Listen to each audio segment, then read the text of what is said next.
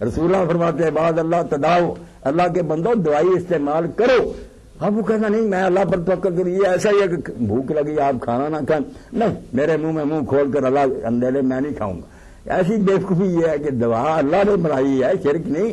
کرنی چاہیے، بالکل کرنی چاہیے، اور جو بتاتے ہیں ان سے بھی پوچھنی چاہیے۔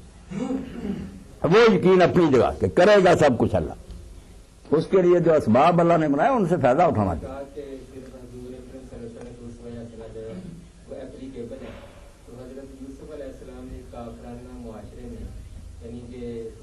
کوئی انقلاب برپا کیے بغیر یا لوگوں کو اپنا ہم نوا بنائے بغیر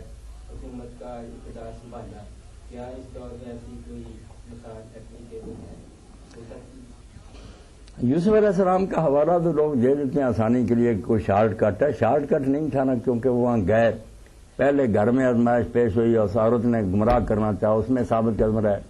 پھر آگے فتنہ پھیل گیا، ساری عورتوں کو اس نے ہم نوا بنا لیا، ایک کی بجائے ساری بازاروں میں کھڑی ہوگی۔ وہ تو اتنے جال بچ گیا کہ دعا سے پتا چلتا کہ کتنے نازک حالات تھے کہ اللہ اگر ان کی شرارت مجھ سے دور نہیں کرے گا تو میں تو گمراہ ہو جاؤں گا۔ جگہ جگہ جال بچ گئے، ایک عورت نہیں رہی، ساری جنہوں نے دیکھ لیا سب فریفتہ ہو گئی، تو پھر جیل جانا پڑا۔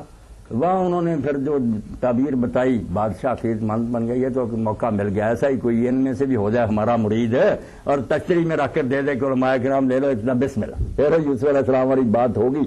مگر وہ یوسف علیہ السلام والی بات کے لیے آپ دیکھ رہے ہیں کتنی کیریکٹر کی بلندی انہوں نے دکھائی، این آزمائشوں سے گزرے، جیل میں صاحب، تب جا کر بادشاہ مرید ہوا اور اس نے کہا حضرت مجھے اب آپ پر اتنا اعتماد ہے، لے لیں اقتدار، کوئی کریں بھی نا، ویسے تو خواہ مخواہ کیوں دے گا کوئی، جو چمٹا ہوا ہے وہ یوسف علیہ السلام کی طرح آپ بنیں گے تو شاید اس کے ذہن میں آ جائے کہ ایسے ہی نیک آدمی کو دے دینی چاہیے۔